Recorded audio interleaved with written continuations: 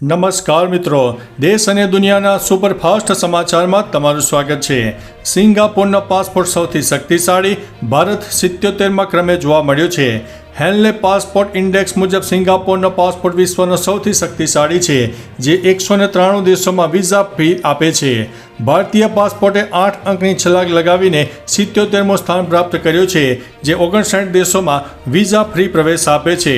America અને UK જેવા દેશોના પાસપોર્ટનું મહત્વ ઘટ્યું છે, જ્યારે ભારત અને સાઉદી અરબ જેવા દેશો હવે પ્રગતિ કરી રહ્યા છે।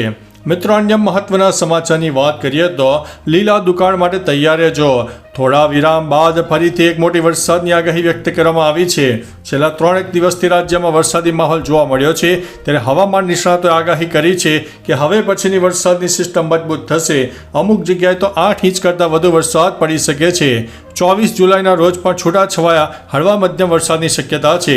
10 ઇંચ કરતાં વધુ વરસાદ ટૂંક સમયમાં પડી જાય તો ત્યાં અતિવૃષ્ટિ જેવો માહોલ સર્જાય તો નવાઈની વાત નહીં। મિત્રો, અન્ય મહત્વના સમાચારની વાત કરીએ તો ભારત બાંગ્લાદેશને મદદ કરશે। બાંગ્લાદેશમાં તાજેતરમાં થયેલા વિમાન દુર્ઘટનાએ બધાને ચોંકાવી દીધા છે। બાંગ્લાદેશ વાયુસેનાનું એક ટ્રેનર ફાઇટર જેટ ઢાકામાં એક શાળા અને કોલેજની ઇમારત સાથે અથડાયું। આ અકસ્માતમાં મોટી સંખ્યામાં બાળકોના મૃત્યુ થયા। ભારતે બાંગ્લાદેશ માટે આ સંકટના સમયમાં મદદનો હાથ લંબાવ્યો છે।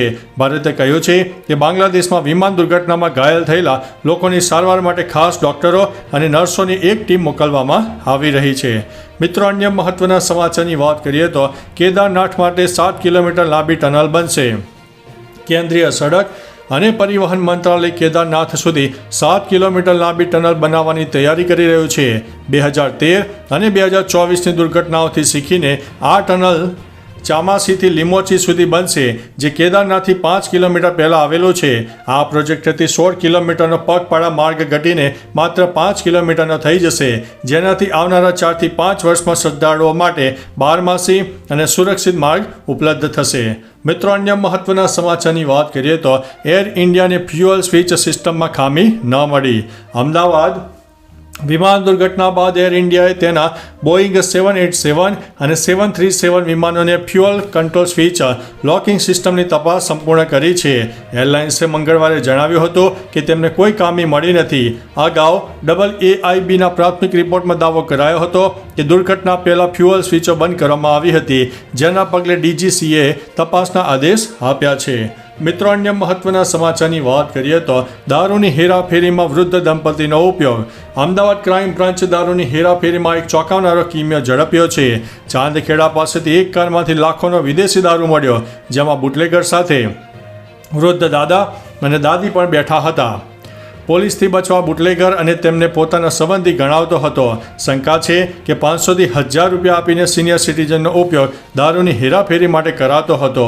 ક્રાઇમ બ્રાન્ચ આ અંગે વધુ તપાસ કરી રહ્યો છે। મિત્રો, અન્ય મહત્વના સમાચારની વાત કરીએ તો રાણા બોડી ગ્રામ પંચાયતની ગ્રાન્ટોમાં કરોડોનો ભ્રષ્ટાચાર। પોરબંદરના રાણા બોડી ગ્રામ પંચાયતમાં છેલ્લા 25 વર્ષથી ચાલતા ભ્રષ્ટાચાર માટે ખુલાસો થયો છે। આ મામલે મિશન માતૃભૂમિ ટીમ દ્વારા ઉચ્ચ કક્ષાએ રજૂઆત કરવામાં આવી હતી। આ રજૂઆતને લઈને પોરબંદર જિલ્લા વિકાસ અધિકારી દ્વારા SITની નિમણૂક કરાઈ છે। ગ્રામ પંચાયતના વિકાસ કાર્યો માટે સરકાર દ્વારા આપવામાં આવતી ગ્રાન્ટમાં મોટો કૌભાંડ થવાની શક્યતા છે। મિત્રો, અન્ય મહત્વના સમાચારની વાત કરીએ તો છોટાઉદેપુર પંથકમાં વહેલી સવારે વરસાદ। હવામાન વિભાગની આગાહી અનુસાર છોટાઉદેપુર પંથકમાં વહેલી સવારે વરસાદી માહોલ જામ્યો। 4 દિવસના વિરામ બાદ 2 કલાક સુધી એકધારો વરસાદ વરસ્યો। સવારે 4 વાગ્યાના અરસામાં વરસાદ શરૂ થયો। 2 કલાક સુધી એકધારો વરસાદ વરસ્યો। વરસાદની આ સ્થિતિને કારણે જનજીવન ઉપર માઠી અસર જોવા મળી। જોકે ખેડૂતોમાં આ વરસાદથી ખુશીનું વાતાવરણ છવાઈ ગયું છે। વરસાદ થવાથી ખેતીને ફાયદો થશે તેવી આશા ખેડૂતોએ વ્યક્ત કરી છે। મિત્રો, અન્ય મહત્વના સમાચારની વાત કરીએ તો ભાવનગર જિલ્લામાં વરસાદી માહોલ જામ્યો। ફરી એકવાર ભાવનગર જિલ્લામાં વરસાદી માહોલ જામ્યો છે। 7 તાલુકામાં ઝરમર વરસાદ વરસ્યો। જેસરમાં સૌથી વધુ 7 મિલીમીટર વરસાદ પડ્યો। સિહોર અને તળાજામાં 5 મિલીમીટર, વલભીપુરમાં 4 મિલીમીટર, ભાવનગરમાં 3 મિલીમીટર તેમજ પાલીતાણા અને મહુવામાં 2 મિલીમીટર વરસાદ નોંધાયો છે। ઉમરાળા, ઘોઘા અને ગારિયાદળ તાલુકા કોરા રહ્યા છે। તાપમાન 34.9 ડિગ્રી સુધી પહોંચી ગયું છે। મિત્રો, અન્ય મહત્વના સમાચારની વાત કરીએ તો દાહોદમાં મેઘરાજાની એન્ટ્રી। થોડા વિરામ બાદ ફરી એકવાર દાહોદમાં મેઘરાજાની એન્ટ્રી થઈ છે.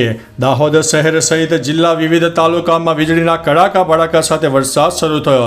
હવામાન વિભાગે જિલ્લામાં ભારે વરસાદની આગાહી સાથે ઓરેન્જ એલર્ટ આપ્યો.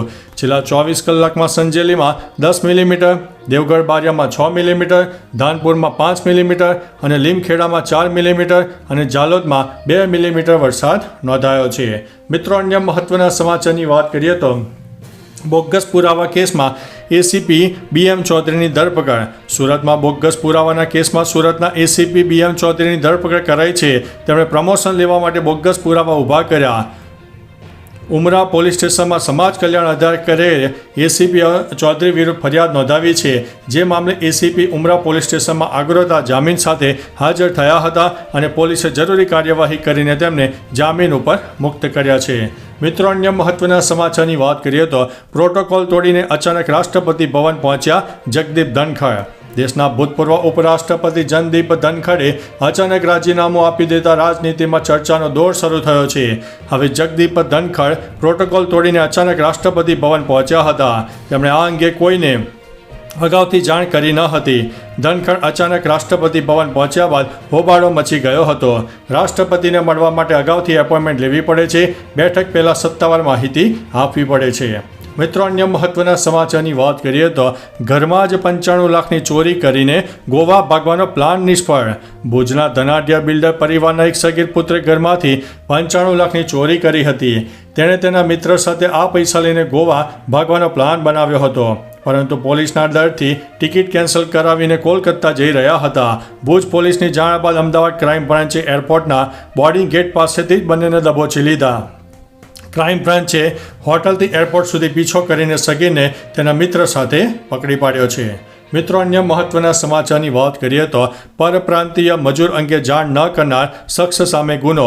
પોરબંદરના ખાંભદોર ગામમાં એક ખેડૂતો તેના ખેતરમાં કામ કરવા આવેલા પરપ્રાંતીય મજૂર અંગે જાણ ન કરતા ગુનો નોંધાયો છે. આ અંગે પ્રાપ્ત વિગત અનુસાર પોરબંદર તાલુકાના ખાંભોદર ગામે રહેતા રામ મેરામણભાઈ ઘોડાણીયા નામના શખ્સે પોતાની વાડીમાં પરપ્રાંતીય મજૂરોને મજૂરી કામ માટે રાખીને નજીકના પોલીસ સ્ટેશનમાં જાણ નહીં કરતા પોલીસે પરપ્રાંતીય મજૂર નોંધણી જાહેરનામા ભંગનો ગુનો નોંધ્યો છે. મિત્રો, અન્ય મહત્વના સમાચારની વાત કરીએ તો ખાડાના કારણે જાંબુવા બ્રિજ ઉપર 15 કિલોમીટર લાંબો ટ્રાફિક જામ. ખાડાના કારણે વડોદરાના જાંબુવા બ્રિજ પર 15 કિલોમીટર લાંબો ટ્રાફિક જામ સર્જાયો છે. લોકો 2 કલાકથી ટ્રાફિકમાં ફસાયા હતા, જેમ એમ્બ્યુલન્સ પણ અટવાઈ ગઈ હતી. વરસાણાથી તરસાલી આગળ સુધી આ ટ્રાફિક જામ જોવા મળ્યો હતો. મિત્રો, અન્ય મહત્વના સમાચારની વાત કરીએ તો 90 તાલુકામાં વરસાદ. સૌથી વધુ ક્યાં પડ્યો? ગુજરાતમાં મેઘરાજાની મહેર અવિરત ચાલી રહી છે. વરસાદનું જોર ઘટ્યું છે. છેલ્લા 24 કલાકમાં રાજ્યના 90 તાલુકામાં વરસાદ નોંધાયો છે, જેમાં સૌથી વધુ જલાલપોરમાં 5.5 ઇંચ વરસાદ નોંધાયો છે. આ સાથે દક્ષિણ ગુજરાત અને સૌરાષ્ટ્રમાં ભારે વરસાદની આગાહી હવામાન વિભાગ દ્વારા કરવામાં આવી છે.